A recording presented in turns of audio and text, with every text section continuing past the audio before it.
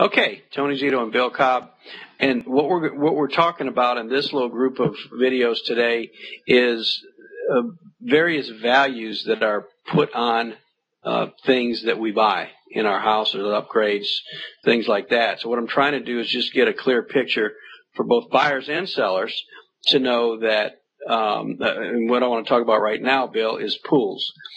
I got a house. I go out and spend $25,000 on a pool and sell it 2 years later.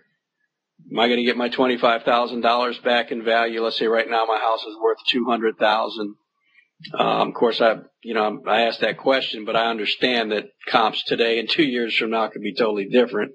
But assuming everything stays exactly the same. Tony, I'd have to answer that question. No, you would not get your $25,000 back.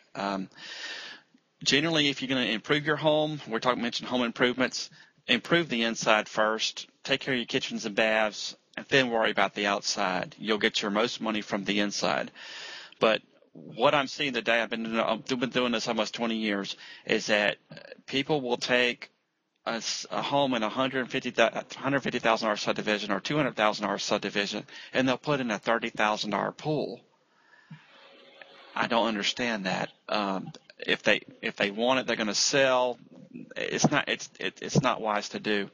Generally, the market is going to give you about 1/4 to maybe 1/3 of your investment on a pool or any type of feature like that, maybe like a metal building, anything similar to that. It's not going. The market just doesn't pay dollar for dollar on an installation like that. You may think it's wonderful. From the appraiser standpoint, we look at predominance.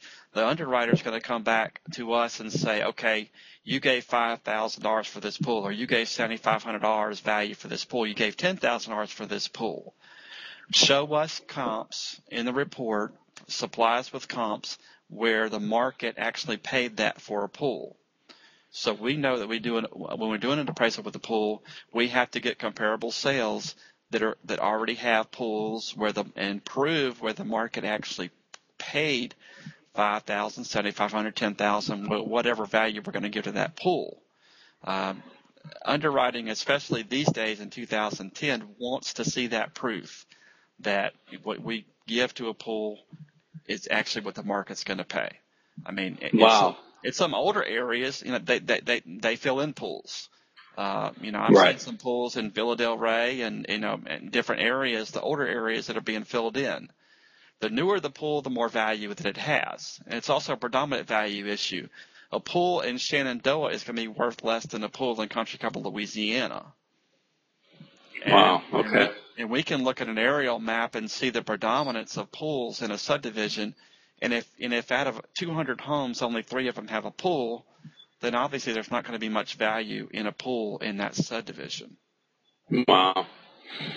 Well, that's good. I mean, that would have. Yeah, I'm so glad we're doing this because I think a lot of people don't understand, especially newer homes or newer pools, selling in a couple years. So it's basically what you're saying is if you want the pool, be darn sure you're going to get $30,000 worth of value or use out of it and enjoyment, which is fine, but don't expect to get that kind of money back. So if you're saying that they're going to basically get from 25% to a third, they drop $30,000 on a pool, they're going to get $7,500 to $10,000 back. Mm-hmm. So that's good information. And you're also saying same kind of situation as far as like a metal building, a workshop. Somebody spends $30,000, $40,000, $50,000, and you could easily do that. If that's something you want and need, well, that's great, but just don't think you're going to get that kind of money back on it. Exactly. Okay. And then you're also saying spend your money basically on bathrooms and kitchens, and that's what's going to give you the biggest bang for your buck, so to speak, on return value, correct? Correct. Always Okay. Put the investment on the inside you before get to the outside. Okay. Well, Bill, this is great information, and they're hearing it. Couldn't hear it from a better source.